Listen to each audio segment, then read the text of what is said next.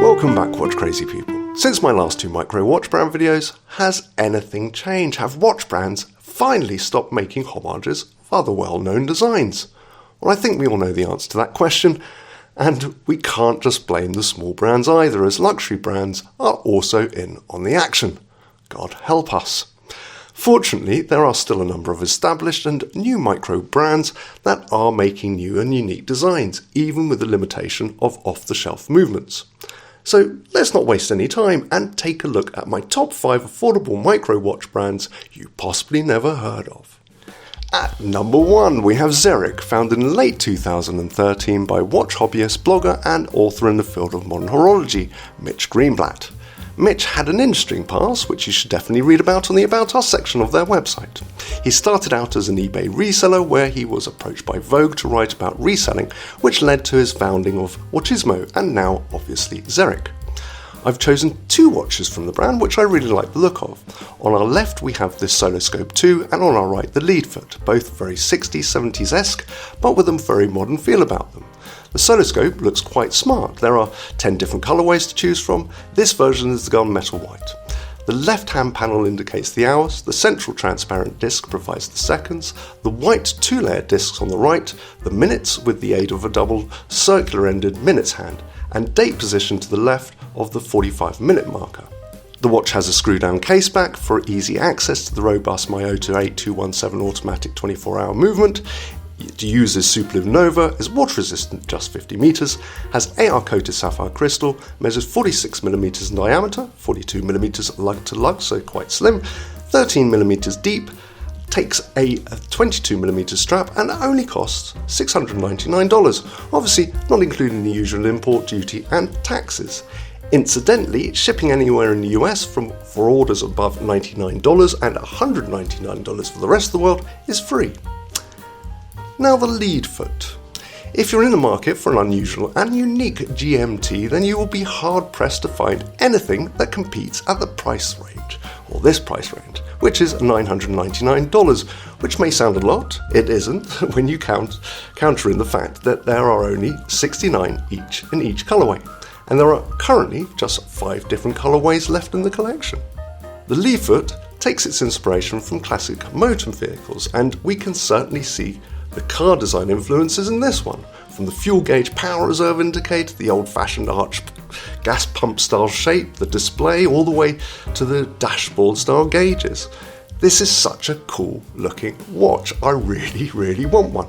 Now, though the watch does display an automatic movement, it is hiding 2 additional quartz movements. It has a Miyota 9130 automatic movement, which is very good, and two Miyota 5R32 quartz movements, which are a decent metal movement.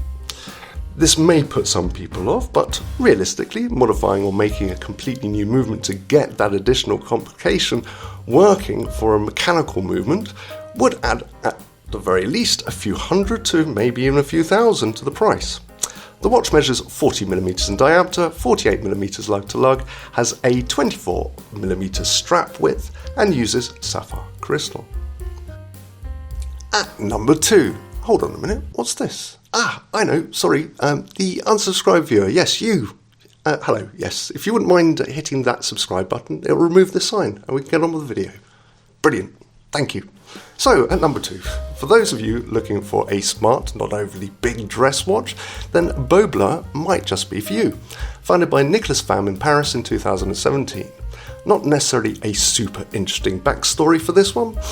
The usual blur, but hey, not everyone needs a good backstory, especially when they're making watches like these. So, we will let the watch do the talking. This is the Rive Droite right bank from the Union collection. Every watch is limited to 500 pieces. This version, with the Beaublue dial, is an extremely charming looking timepiece. The dial may initially look complicated, but as you can see, it's very easy to read, and in fact, the more you look at it, the more simple and refined it looks. It's an interesting case shape and quite a classic looking design. The watch measures 39mm in diameter. It's just 9.4mm thick. Unfortunately, they don't state the lug to lug. However, as you can see, it's not going to be huge. The movement is a Japanese-made Miyota 9015 automatic, which is not just decorated, but comes with a 10-year warranty. Well, that's got to be worth a few bob alone.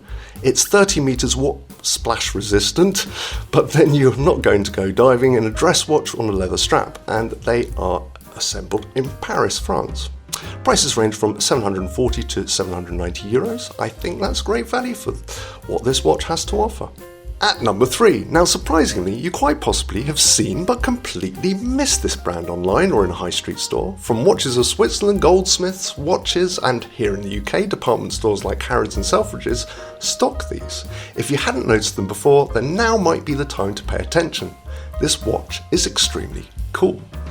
QLOCKTWO was founded by two good friends, Marco Biergert and Andreas Funk, in Germany. They started a communication and design agency back in 1999 where their passion for watches flourished, setting up a project codenamed QLOCKTWO.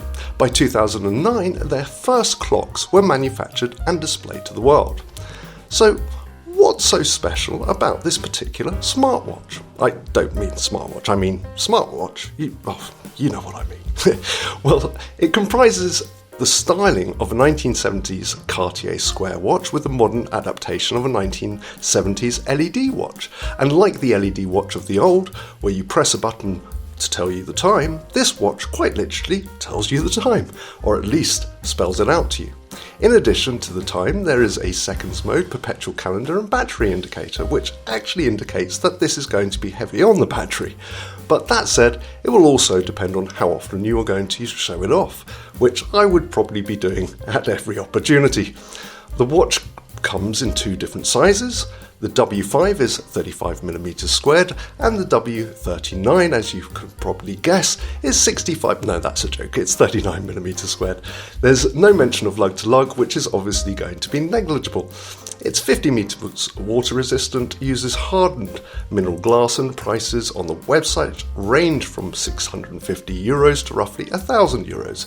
As you'll see, however, when you visit the website, prices will be different in your location, as the tax is automatically added based upon your country's tax rate. This one in steel with black dial on a leather strap is 765 euros for me here in the UK, including taxes and shipping. That's still very good for a unique small brand with German engineering. At number 4, we have ATOWAK, established in late 2020 by two Hong Kong-based companies, Watch Shop In and Brybeat. The brand was brought to Kickstarter, I believe, last year and super succeeded their goal of 150,000 Hong Kong dollars by well over 2 million Hong Kong dollars. Pretty much overnight, and I personally can see why. The watch we are looking at is the ATOWAK Drift 4-arm Wandering Hour, which is an unusual in-house jump hour complication which has been added to our Miyota 9015 automatic movement. The design, as you can probably guess, is based on supercars, but putting that aside, as many watches are influenced by vehicles, the watch itself is a real showstopper. As the Wandering Hour spins round, by the hour, so too do the almost ninja star-shaped hands, and as they revolve, they point at the minutes. It's extremely sleek and surprisingly well proportioned. It measures 46.5mm diameter, 40.5mm lug to lug, and 13.5mm thick. It uses sapphire crystal glass, is only splash resistant at 30 meters, and uses an interesting durable faux leather strap. As mentioned earlier, creating an additional complication to a movement will add to the price, but even with this complication, I don't feel it's expensive at $1,299. And finally, at number 5, we have the Phantasos Triclops. So pre-warning with this one, as at the time of filming, the brand is still in its infancy. The Kickstarter campaign ended on the 23rd of January this year, so it might be a little while before watches are available to the general public.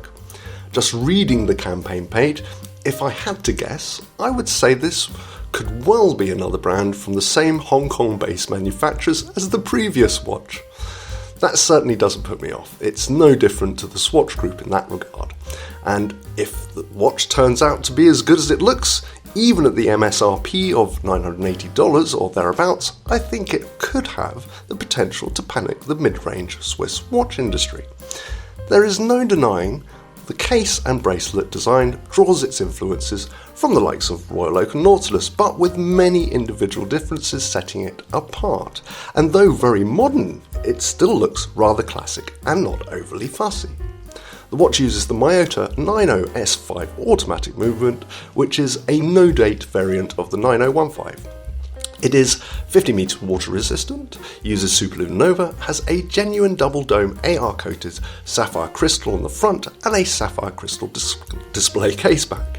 The watch measures 42mm in diameter and is 13.5mm thick, and it would be nice if they would provide us with the lug-to-lug dimensions. Either way, I would certainly be keen to see one of these in the flesh.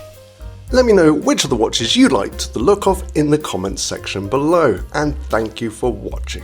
Until the next time.